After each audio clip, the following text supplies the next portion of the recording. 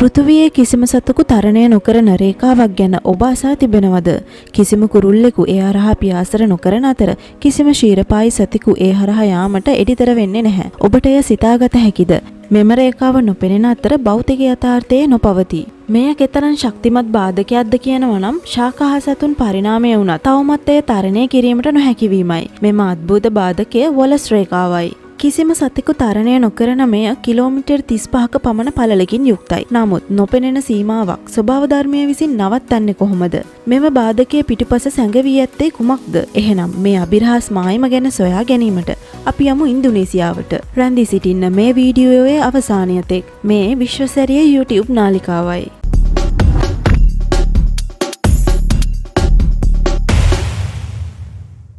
මෙම නොපෙනෙන රේඛාව ඉන්දුනීසියාවේ බාලි සහ ලොම්බොක් අතරත් බෝනියෝ සහ සුලාවේසි අතරත් දිව යන මායිමක්.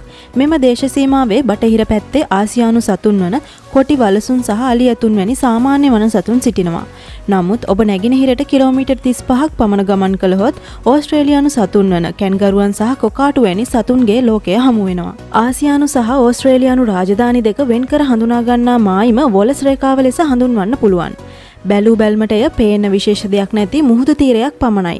නමුත් විද්‍යාඥයින් වසර 150කට වැඩි කාලයක් තිස්සේ එහි අභිරහස හෙළිකිරීමට උත්සාහ කරලා තියෙනවා. ඉතින් එහි ඇති අසාමාන්‍ය දේ කුමක්ද? අපි අපේ ග්‍රහලෝකයේ වෙනත් ඕනෑම කොනකට තප්පරයකට ගිහින් බලමු. හුස්ම ගැනීමට හෝ ආහාර සොයා ගැනීමට ඇදහිය නොහැකි දුරක් යන සතුන් ඔබට දැක ගැනීමට පුළුවන්. උදාහරණයක් විදිහට කුරුල්ලන්ට මහද්වීප අතර කිලෝමීටර් 10 ගණනක් පියාසර කිරීමට පුළුවන්. මුහුදු කැස්බෑවන් කිලෝමීටර් 100 ගණනක් පිහිනමින් ඔවුන් වරක් පැටවුන් බිහි කළ වෙරළට ආපසු යනවා. සතුන්ට කඳු සහ සාගර තරණය කළ හැකි. නමුත් වොලස් රේඛාවේදී මේ දේවල් වෙනස්. කිසිම සතෙකු එය තරණය කිරීමට එඩිතර වෙන්නේ නැහැ. වොලස් රේඛාව කියන්නේ නොපෙනෙන එකක් වුණත් බොහෝ දේශීය සතුන්ට තරණය කළ නොහැකි වුණු දැඩි සීමාවක්. ජලයෙන් කිලෝමීටර් 32ක් පමණ පළලින් යුත් මුහුදු සීමා ප්‍රදේශය ගැන සිතන්න. කැස්බෑවන් කුරුල්ලන් සඳහා එය විශාල දෙයක් නෙමෙයි. නමුත් ඔවුන් මේ පටු කෙලින් මාර්ගය තරණය නොකරන්න හේතුව මේකයි. ලොම්බොක්හි ශීරපායින් හෝ උරගයින් බාලි වෙරළට යාමට තරම් එඩිතර නැහැ. ඔවුන්ගේ දූපත දැවැන්ත ගින්නකින් හෝ සුනාමියකින් වැසී ගියත් ඔවුන් එය තරණය කරන්නේ නැහැ. කුරුල්ලන් පවා මෙය තරණය නොකිරීමට දැඩිව වග බලා ගන්නා අතර වවුලන් පමණක් ඉඳ හිට එය තරණය කරනවා. මෙම අභිරහස් රේඛාව අසල්වැසි දූපත් දෙකක් වෙන් කිරීමක් පමණක් නොවේ. එය පරිසර පද්ධති දෙකක් අතර මායිම සලකුණු කරන අතර එය තනිකරම ස්ථාවර ස්ථානයකින් තරණය කළ නොහැකි බව පෙනේ. ඒක ඇත්තටම එහෙමද? එහෙම වෙලා තියෙන්නේ කොහොමද? වොලස් රේඛාව හැදෙන්නේ කොහොමද? අපි ආරම්භයේ සිටම පටන් ගමු. රේඛාවේ අභිරහස 19 වන සියවස දක්වා නොවිසඳී පැවතුණා. එය විසඳා විද්‍යාව සදහටම වෙනස් කළේ ඇල්ෆ්‍රඩ් වොලස් කියන පුද්ගලයයි.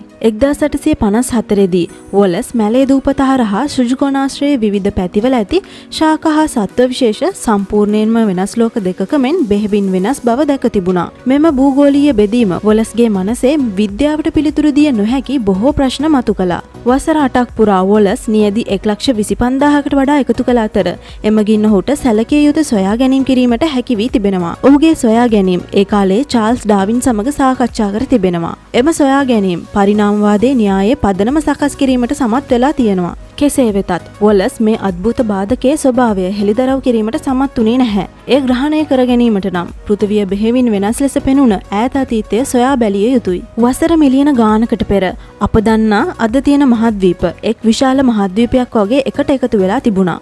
එය පැන්ජියා ලෙස හැඳින්වුණා. එය සත්ත්ව සංක්‍රමණය සඳහා පාරාදීසයක් වුණා. ඩයිනෝසරයන් වගේ විශාල සතුන්ට පවා ඒ විශාල භූමිය තුල නිදහසේ ගමන් කළ හැකි වුණා. සාගර නිසා මහද්වීප අතර විශාල හිඩැස් ඇති නොකර සියලු ගොඩබිම් එකට එකතු වී තිබූ නිසා සතුන්ට හා ශාකවලට මුහුද හෝ ගැඹුරු ජලය වැනි බාධක නොමැතිව භූමිය පුරා නිදහසේ පැතිර යා හැකි වුණා. නමුත් ඒ ඒකතාවය දිගටම පැවතීමට නොහැකි වුණා. පැන්ජියා වෙන් වුණා. එය අවාසනාවන්ත ඉරණමක්ද? නැහැ. පැන්ජියා වෙන්වීම ගැන වඩා තාර්කික පැහැදිලි කිරීමක් තියෙනවා. අපේ ග්‍රහලෝකයේ මුළු ඉතිහාසයේ පුරාම භූතටි නිරන්තරයෙන් චලනය වෙමින් එකිනෙක සමග ක්‍රියාකාරීව පවතිනවා. එතකොට මේ භූතටි චලනය වීමේදී පෘථිවිය ගැඹුරේ තියෙන උණුසුම් මැග්මා මතු පිටට එනවා. එවිට අසල්වැසි භූතටිය ඉවතට තල්ලු වෙනවා. එය සිදුවන්නේ ඉතා සෙමෙන් එක් අවුරුද්දකට සෙන්ටිමීටර් කිහිපයක් පමණ.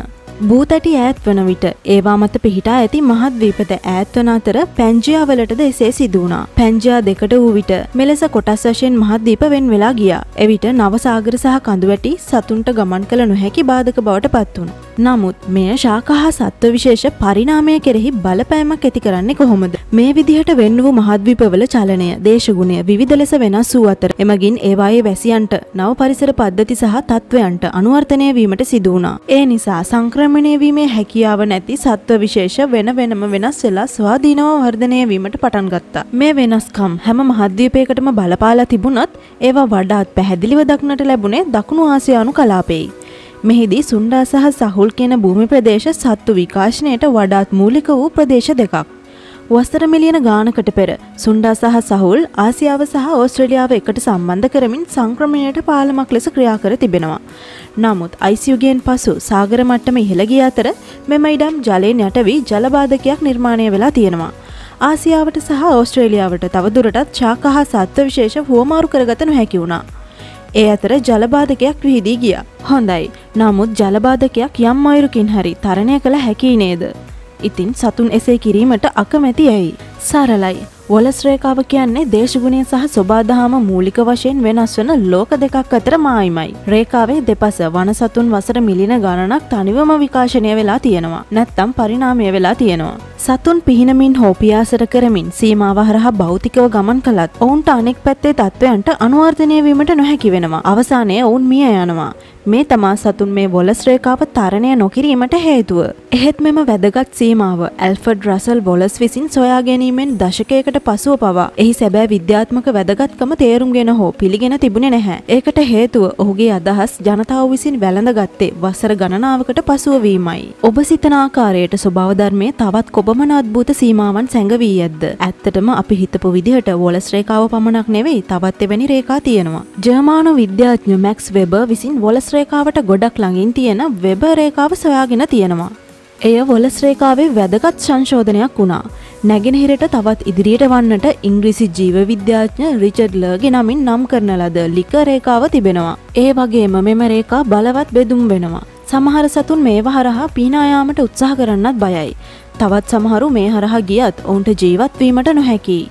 සතුන් මෙම වොලස් රේඛාව තරණය නොකරන හේතුව අපි දැනගත්තා. නමුත් ශාක ගැන කුමක් කිව හැකිද? ශාකවලටත් සතුන්ට හා සමානවම මෙම රේඛාව තරණය කළ නොහැකිද? නැත්නම් ශාකවලට නිදහසේ මෙම අභිරහස් සීමා පසු කළ හැකිද?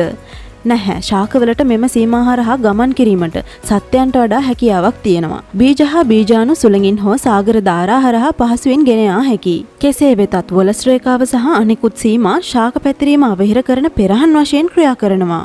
උදාහරණයක් විදිහට යුකලිප්ටස් විශේෂ වලින් අතිමහත් බහුතරයක් වොලස් රේඛාවේ ඕස්ට්‍රේලියානු පැත්තේ පමණක් දක්නට ලැබෙනවා. ඒත් රේන්බෝ යුකලිප්ටස් විශේෂය පමණක් පිලිපීනයේ මින්ඩෝ දූපතට පහසුවෙන් සංක්‍රමණය වෙලා තියෙනවා. ශාක විශේෂය සරල වන තරමට එයට වොලස් රේඛාව තරණය කිරීමට පහසු වෙනවා.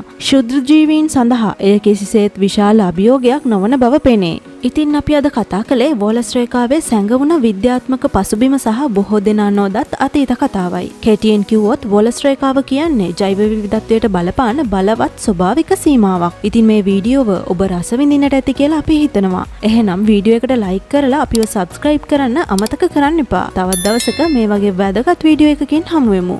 ඔබට සුබ දවසක්.